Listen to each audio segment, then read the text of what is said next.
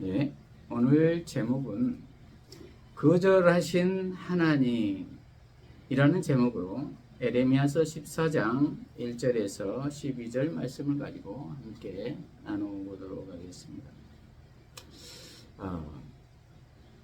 우리가 생각하는 하나님은 어떤 하나님이십니까? 하나님은 내가 어떤 죄를 범하여도 언제든지 잘못했다고 용서를 빌면 용서해 주시는 하나님이실까요?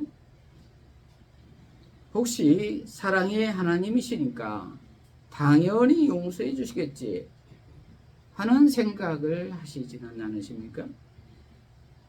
그런데 오늘 본문을 보면은 용서해 주시는 것이 아니라 거절하시는 하나님으로 나옵니다. 본문을 통해서 살펴보도록 하겠습니다. 오늘 본문은 전단락을 보면 남유다 백성들이 하나님과 우상을 겸하여 섬기고 신앙과 삶이 일치하지 않는 위선적인 종교 생활을 하는 것에 대해서 여러 번 경고하였지만 돌이키지 않기 때문에 급기야는 가뭄을 통해서 징벌을 하시겠다는 것입니다. 가뭄은 고대 근동 지역에서 빈번하게 발생해 왔습니다. 그리고 그것은 국가의 흥망성쇠와 연결되기도 하였습니다. 왜냐하면 가뭄이 오면은 모든 생명체가 죽어가기 때문입니다. 즉 물이 없으면 우리 인류는 살 수가 없기 때문이지요. 그래서 창세기 12장을 보면은 아브라함도 애굽으로 내려가고 26장에도 보면은 이삭과 야곱 역시 기근으로 인해 이방 땅에 거주한 것으로 성경은 기록하고 있습니다. 그래서 이스라엘이 가나안 땅에 정착한 이후에 기근 발생은 여호와의 징계로 신적 심판으로 간주되었습니다. 오늘 본문에서는 여호와의 말과 가뭄에 대한 말을 사용하여 가뭄이 우연이 아니라 여호와의 징계임을 보여주고 있습니다. 1절부터 보면은 가뭄에 대하여 에레미야에게 임한 여호와의 말씀이라 유다가 슬퍼하며 성문의 무리가 피곤하여 땅 위에서 애통하니 예루살렘의 부르짖음이 위에 오르는도다. 이렇게 기록하고 있습니다. 이스라엘은 BC 931년경 솔로몬 왕의 죽음 이후로 우리나라와 같이 북이스라엘과 남유다로 나누어지죠. 여기에서 유다는 이스라엘의 남유다입니다. 유다가 슬퍼한다는 말은 남유다를 의인화한 것이죠. 이렇게 남유다가 가뭄으로 말미암아 성문의 무리가 피곤하여 땅 위에서 애통했다는 것입니다. 성문의 무리가 피곤하다는 것은 더 이상 나라를 지킬 능력이, 운영할 능력이 안 된다는 것입니다. 나라가 멸망 위기에 놓여 있다는 것입니다. 그래서 예루살렘의 부르짖음이 하늘까지 닿았다는 것입니다. 유다의 슬픔이 극에 달했다는 것입니다. 왜 그랬을까요? 그것은 하나님도 섬기고 바알신도 함께 섬겼기 때문입니다. 그리고도 문제의식 없이 선지자의 말을 한 귀로 듣고 한 귀로 흘려 들었기 때문입니다. 그들은 앞에서는 잘 믿는 척하고 뒤에 가서는 푸른 나무 밑에서 우상을 섬겼습니다. 그리고 심지어 성전에 언약궤와 우상 신상을 함께 놓고 섬겼습니다. 그리고 온 가족이 오히려 우상 신상에 더 정성을 들였습니다. 그러니 하나님께서 징벌하시지 않으시겠습니까? 그래서 가뭄이 왔습니다. 그래서 남유다의 가뭄은 우연이 아니라 하나님의 징계라는 것입니다. 그래서 3절에 보면은 귀인들은 자기 사안을 보내어 물을 얻으려 하였으나 그들이 우물에 갔어도 물을 얻지 못하여 빈 그릇으로 돌아오니 부끄럽고 근심하여 그들의 머리를 가리며 땅에 비가 없어 지면이 갈라지니 밭가는 자가 부끄러워서 그의 머리를 가리는도다. 이렇게 기록하고 있습니다. 지도자와 능력 있는 높은 사람들이 밑에 있는 사람들을 보내어 물 문제를 해결해 보려고 했으나 아무런 방법을 못 찾았다는 것입니다. 그래서 부끄러워 머리를 가렸다는 것입니다. 이렇듯 비가 계속 오지 않으면 사람이 해결을 할 수가 없지요. 인간의 한계와 무력함을 느끼지 않을 수가 없지요. 그리고 밭가는 자가 부끄러워 머리를 가린다는 것은 농산물을 산지에서 공급하는 농부도 어쩔 수 없다는 것입니다. 각 분야의 전문가들이 다 나서도 해결할 수가 없다는 것입니다. 그렇습니다. 하나님께서 비를 내려주시지 않으면, 햇빛을 주시지 않으면 우리 인류는 살 수가 없지요. 그런데 우리 인생들은 그것을 모르고 자신들이 잘나서 잘 살고 있는 것이냐 교만합니다.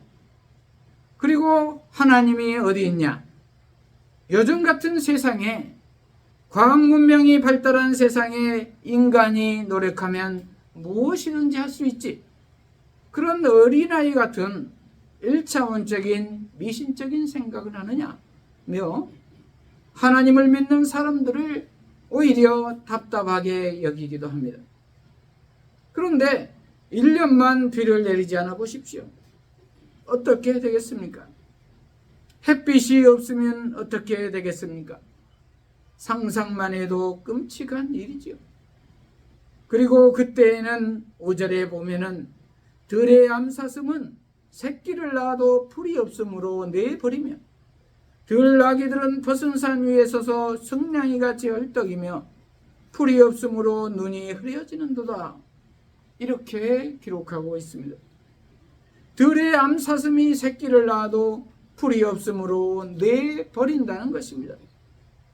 자기 새끼를 돌보는 것은 본능인데 그 새끼마저도 버린다는 것입니다. 인간들도 마찬가지입니다. 예루살렘이 멸망할 당시에 유대 전쟁사의 요세푸스의 기록을 보면은 로마 티투스 장군이 예루살렘 성에 5개월 동안 구사작전을 벌여 식량과 물을 차단하자 성 안에서는 기근으로 이스라엘 백성들이 자기 자식들을 잡아먹었다는 기록이 나옵니다.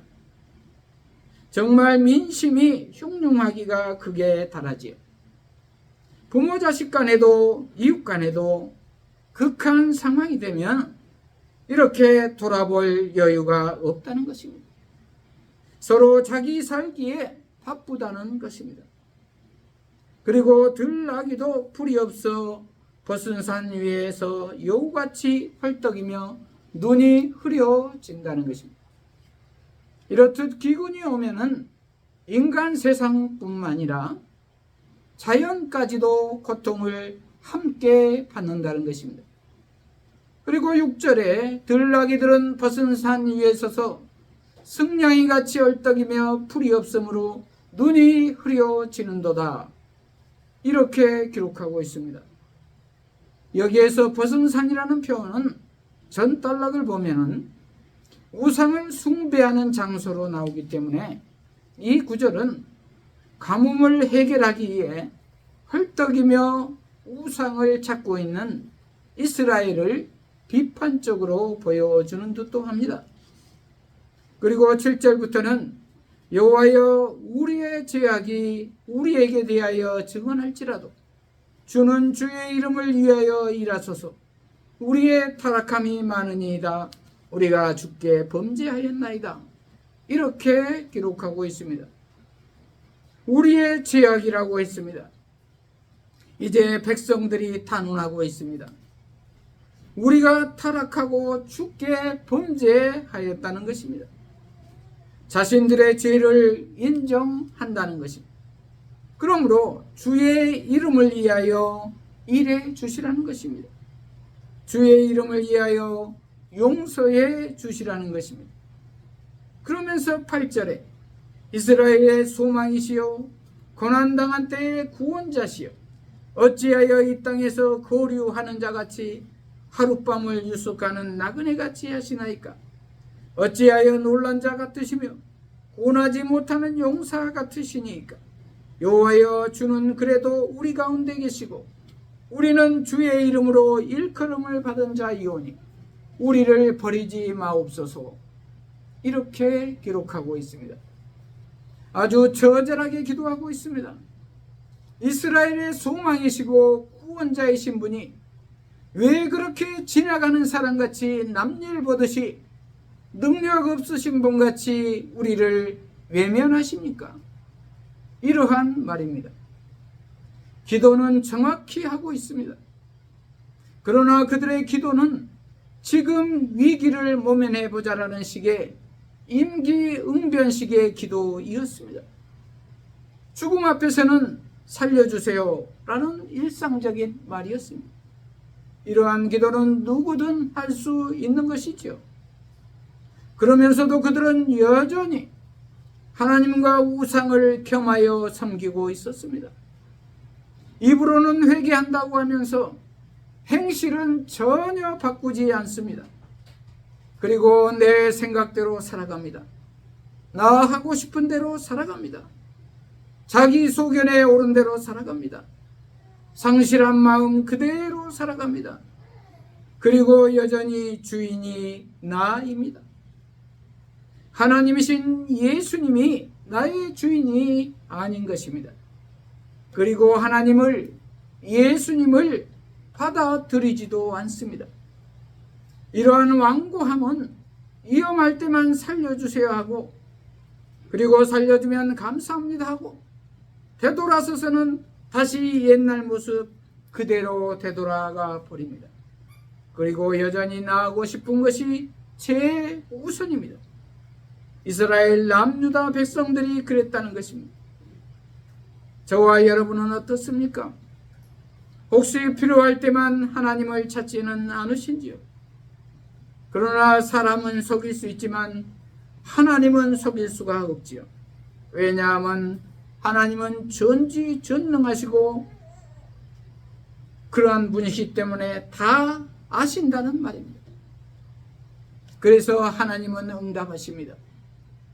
여호와께서 이 백성에 대하여 이와 같이 말씀하시되 그들이 어그러진 길을 사랑하여 그들의 발을 멈추지 아니하므로 여호와께서 그들을 받지 아니하시고 이제 그들의 죄를 기억하시고 그 죄를 벌하시리라고 하시고 이렇게 기록하고 있습니다.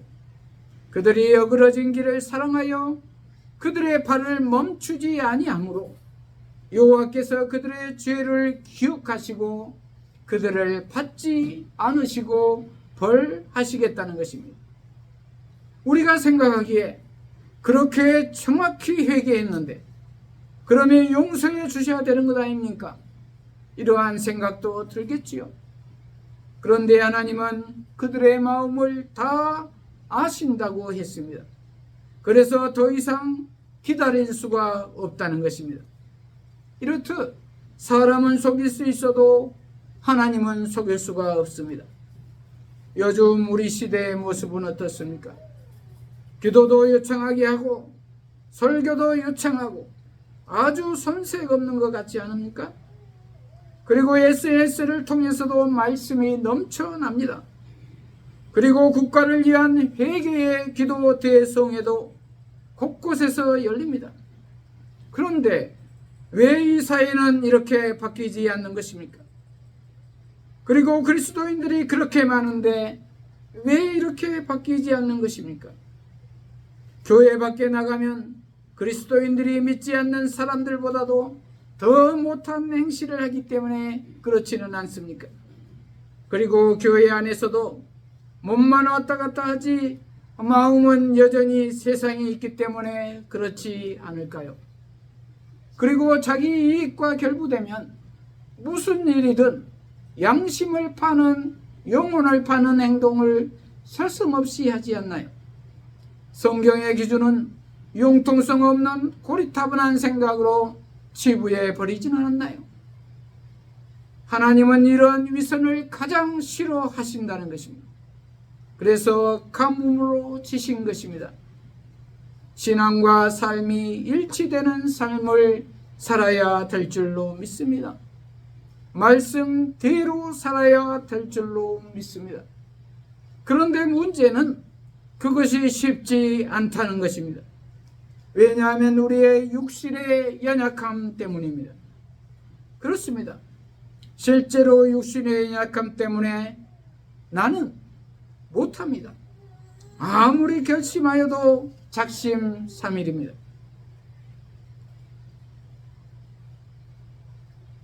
에레미야서 13장 23절을 바른 성경으로 보면은 에티오피아인이 자기 피부를, 표범이 자기 무늬를 바꿀 수 있느냐?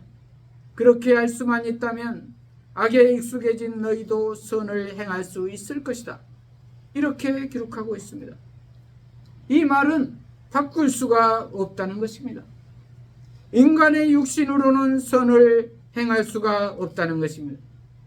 이 말은 에베소서 2장 3절을 보면은 인간은 본질상 진노의 자녀로 원죄를 가지고 있기 때문에 본성대로 살면 육체와 마음이 원하는 것을 할 수밖에 없다는 것입니다. 그러므로 선을 행할 수가 없다는 것입니다. 구제불능이라는 것입니다. 그러므로 거듭나지 않으면, 다시 태어나지 않으면 소망이 없다는 것입니다. 그러므로 신앙은 고쳐서 쓰는 것이 아니라 전혀 다른 새 생명을 하나님의 은혜로 위로부터 받아야 한다는 말입니다. 그러므로 우리가 해야 할 일은 긍휼히 여겨주시라고 기도하는 것밖에 없습니다. 그래서 하나님의 은혜로 예수님이 내 안에 계시면 하실 수 있다는 것입니다. 왜냐하면 그분은 죽음을 이기신 분이시기 때문에, 하나님이시기 때문에 가능하다는 것입니다. 그분은 사망 권세를 이기시고 부활하신 분이시기 때문에 가능하다는 것입니다. 그 부활 생명이 지금도 예수 생명으로, 보혜사 성령으로 우리 가운데 역사하고 계시기 때문에 가능하다는 것입니다. 그러므로 우리가 마음만 열면 그분이 들어와 계시고 주인이 되어 주셔서 모든 것을 가능케 해 주신다는 것입니다. 그리고 넉넉히 이기게 해 주신다는 것입니다. 그런데 문제는 내가 내 마음 문을 열지 않는다는 것입니다. 여전히 주인이 나라는 것입니다. 그러므로 우리는 자기를 부인하고 왜곡된 나는 죽고 예수님을 나의 주인으로 영접해야 할 줄로 믿습니다. 그러할 때 내 안에 계신 예수로 말미암아 넉넉히 이길 수 있습니다. 그러므로 우리는 삼위일체 하나님이신 그 예수를 주인 삼아 예수로 충만한 삶을 살아야 할 것입니다. 그렇지 않을 때에는 하나님께서는 예언자인 예레미야에게까지도 이렇게 말씀하십니다. 11절에 보면은 여호와께서 또 내게 이르시되 너는 이 백성을 위하여 복을 구하지 말라.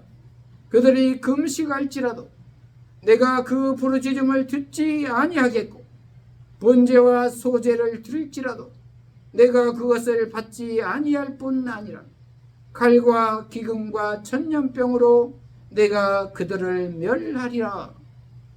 이렇게 기록하고 있습니다. 무서운 하나님이십니다. 그들을 위해 복을 구하는 기도를 하지 말라는 것입니다. 그리고 그들이 죽기 살기로 금식할지라도, 그리고 번제와 소제를 드릴지라도, 태워드리는 제사와 일상의 제사를 드릴지라도 받지 않겠다는 것입니다. 눈물을 흘리며 예배드려도 받지 않으시겠다는 것입니다. 그리고 기근뿐만이 아니라 칼과 전염병으로 그들을 멸할 것이라는 것입니다. 칼은 전쟁을 말하고 전염병은 막을 수 없는 병으로 멸할 것이라는 것입니다. 왜냐하면 죄의 문제가 해결되지 않았기 때문입니다. 지금 우리가 사는 시대는 어떻습니까? 예수님을 받아들이지 않습니다. 돈이 최고인 세상입니다. 권력과 명예와 건강이 최고인 세상입니다. 나의 행복이 최고인 시대입니다. 모든 것이 나 중심적 시대입니다. 그래서 진리를 전해도 듣지 않습니다. 그래서 하나님은 상실한 마음 그대로 내버려 두십니다. 그리고 전쟁의 위기가 고조되어 있습니다. 코로나19도 계속되고 있습니다. 자연은 기후온난화로 이상 기온이 계속됩니다. 때가 거의 가까이 온 듯합니다. 그러므로 우리는 깨어 경성해야 할 것입니다. 그리고 진심으로 예수님을 영접해야 할 것입니다. 그러할 때 예수님으로 말미암아 우리는 구원에 이르게 될 것입니다. 말씀을 마무리합니다. 남유다의 실상이 풍전등화입니다. 그러나 지도자들은 거짓을 일삼고 자기 안위만 챙기고 평안하다 평안하다 말합니다. 백성들은 회개한다고 하나 입으로만 합니다. 그리고 행실이 바뀌지 않습니다. 그것이 계속 반복됩니다. 그러한 남유다 백성들을 하나님은 징벌하기로 멸망하기로 작정하십니다. 그러니 이제 금식도 하지 말고 제사도 드리지 말라고 합니다. 예배도 드리지 말라고 합니다. 하나님의 결정을 돌이킬 수 없다는 것입니다. 회개도 때가 있다는 말입니다. 그러므로 우리는 회개의 때를 놓치지 않아야 될 줄로 믿습니다. 요즘 우리 시대는 어떻습니까? 진실을 찾아보기가 어렵습니다. 말만 그럴싸합니다. 이러한 때에 우리 모두는 깨어 경성하여 회개함으로 예수님을 나의 구주로 영접해야 할 것입니다. 그리고 나의 삶의 주인이 예수님으로 바뀌어야 할 것입니다. 그리고 내 인생 내 것이 아니다, 예수님의 것이다 라는 고백을 해야 할 것입니다. 그리고 예수라면 어떻게 할 것인가 라는 질문을 매 순간마다 하며 순종하며 살아야 할 것입니다. 그리하여 예수로 충만한 삶을 살아야 할 것입니다. 그러할 때 예수님이 친히 인도하실 것입니다. 그래서 넉넉히 이기게 하실 것입니다. 이러한 우리 모두가 되어서 거절하실 수밖에 없는 하나님의 마음일지라도 예수님으로 말미암아 되돌릴 수 있는 저와 여러분이 되시기를 축복합니다. 기도하십시다. 하나님 아버지, 오늘 거절하신 하나님이라는 제목의 말씀으로 깨닫게 하시니 감사합니다. 우리 모두가 죄를 짓고도 행동을 바꾸지 않고 내가 주인 되어서 하나님과 우상을 겸하여 섬기고 나 하고 싶은 대로 하고 그러고도 언제든지 하나님께 구하기만 하면 용서해 주실 것이다라는 잘못된 믿음을 버리게 하시고 거절하신 하나님을 바르게 알므로 지금부터 예수님 안에서 신앙과 삶이 일치하는 삶을 살게 하여 주시옵소서. 예수님 이름으로 기도합니다. 아멘.